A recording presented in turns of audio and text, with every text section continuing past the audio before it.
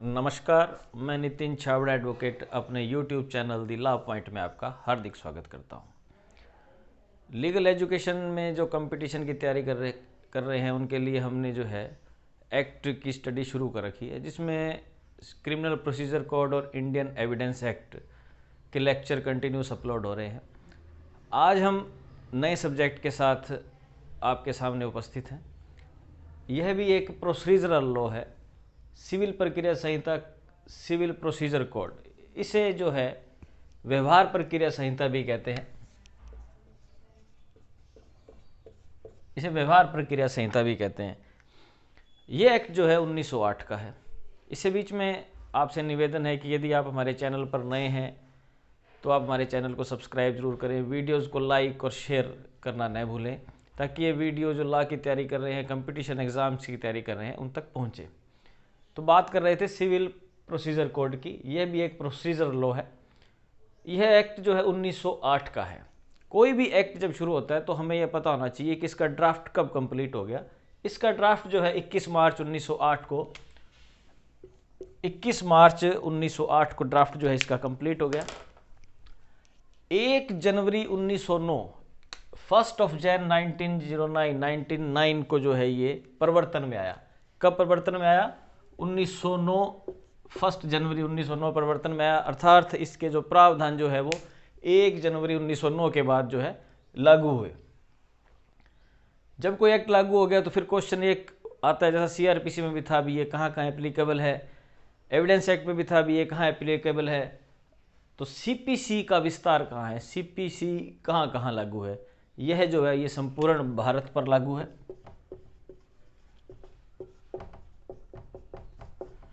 पहले जो थी ये जम्मू कश्मीर पर लागू नहीं थी, या कुछ जनजातीय क्षेत्र नागालैंड आदि पर लागू नहीं थी, परंतु जनजातीय क्षेत्र नागालैंड क्षेत्र में भी अभी भी वही स्थिति है। परंतु आफ्टर 370 यह जो है सीपीसी जो है संपूर्ण भारत पर लागू है। नागालैंड और जनजातीय क्षेत्र के बारे में जो प्रोविजंस हैं वहाँ राज्य सरकार जो है अधिसूचना द्वारा अर्थात नोटिफिकेशन द्वारा जो है वहाँ की लागू कर सकती है।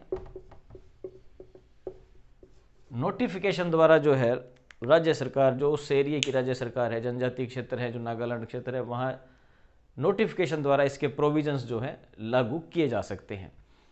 आगे चलते हैं, इस संहिता के अंदर है क्या क्या।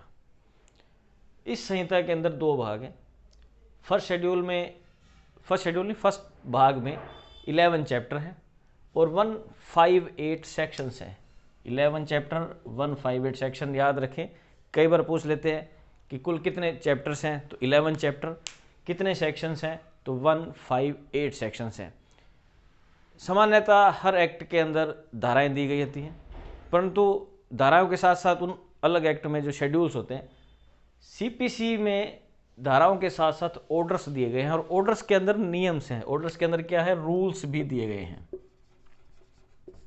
हर ऑर्डर के अंदर अलग अलग रूल है। तो यहाँ दोबारा सुने, प्रथम भाग में 11 चैप्टर 158 सेक्शन। फर्स्ट शेड्यूल में 51 ऑर्डर्स दिए गए हैं और हर ऑर्डर के अलग अलग नियम हैं, कुछ में कितने हैं, कुछ में कितने हैं। तो इसके जो नियम हैं, जैसे जैसे ऑर्डर्स की और एक्ट की स्टडी करेंगे वैसे वैसे सबके रूल्स आ जाएंगे।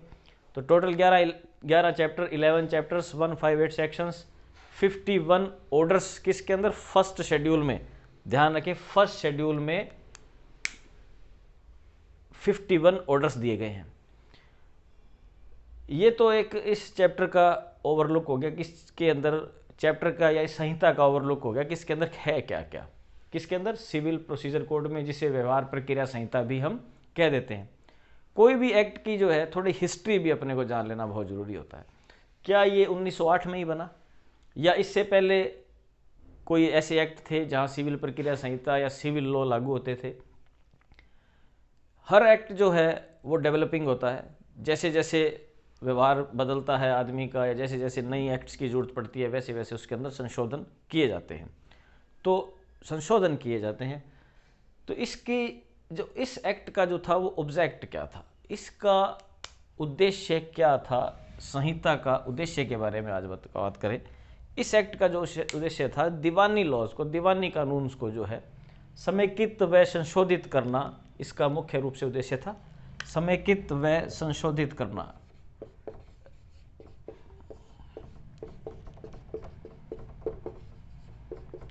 समेकित व संशोधित करना जो है सीपीसी का मुख्य उद्देश्य था। कई बार ये क्वेश्चन पूछते हैं कि सीपीसी जो है 1908 का उद्देश्य क्या है। तो उद्देश्य के अंदर आपको यही लिखना है कि इस एक्ट का मुख्य उद्देश्य है प्रचलित प्रक्रिया संबंधी नियमों को समेकित व संशोधित करना, इसका उद्देश्य है। यह प्रक्रिया क्या करती है, जो प्रचलित सिविल लॉज है उसके संबंधित जो कानून है उसके नियमों को इकट्ठा करती है और उसमें कोई संशोधन करना है तो वो करती है। तो इस संहिता का मुख्य उद्देश्य क्या है, प्रचलित नियमों को समेकित व संशोधित करना। अब ये हमने थोड़ा और आगे बढ़ गए, परंतु हिस्ट्री के बारे में अब बात करेंगे।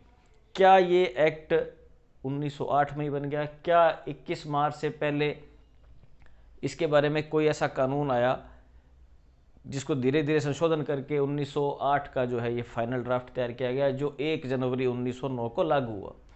हिस्ट्री में चलते हैं। सबसे पहले जो भारत में इसके लॉ थे वो 1859 में सबसे पहला इसका जो है एक दीवानी प्रक्रिया संहिता थी जो अंग्रेजों द्वारा बनाई गई थी, जो दीवानी मामलों के निस्तारण के लिए बनाई गई थी।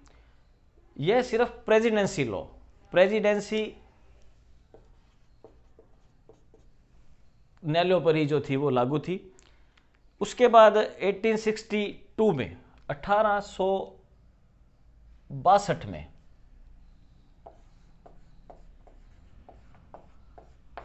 1859 के बाद 1862 में भी दीवानी न्यायालय और सुप्रीम कोर्ट के संबंध में कुछ दीवानी लॉज बने।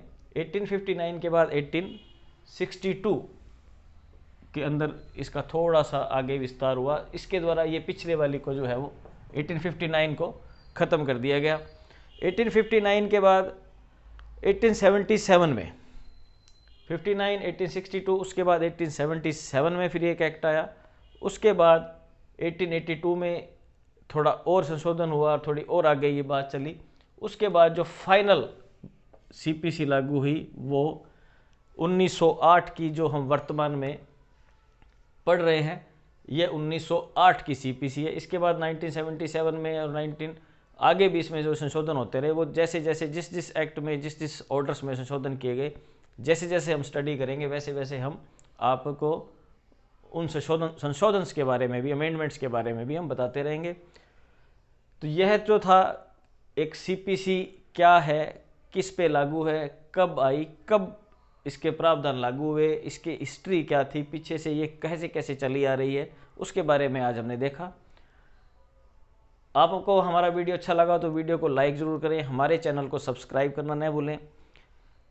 एविडेंस एक्ट और क्रिमिनल प्रोसीजर कोड के भी वीडियोज़ अपलोड हमने कर दिए हैं, वो कंटिन्यूस स्टडी उसकी चालू है। आपको हिस्ट्री और या इसके ओवरलुक के बारे में, इसके इंट्रोडक्शन के बारे में यदि आपको कोई क्वेरीज हो, या आप किसी बारे में जो पिछले वीडियोज़ हैं उसके बारे में यदि भी आप कुछ जानना चाहते हैं तो कमेंट बॉक्स में ज़रूर लगें। वीडियोज़ को शेयर करना न भूलें ताकि जो लॉ की तैयारी कर रहे हैं, कॉम्पिटिटिव एग्ज़ाम्स की तैयारी कर रहे हैं, उन तक ये वीडियो पहुँचे। आपने हमारा वीडियो देखा, धन्यवाद। जय हिंद, जय भारत। आगामी वीडियोज़ में हम इसकी जो है डेफिनेशंस को लेकर उपस्थित होंगे।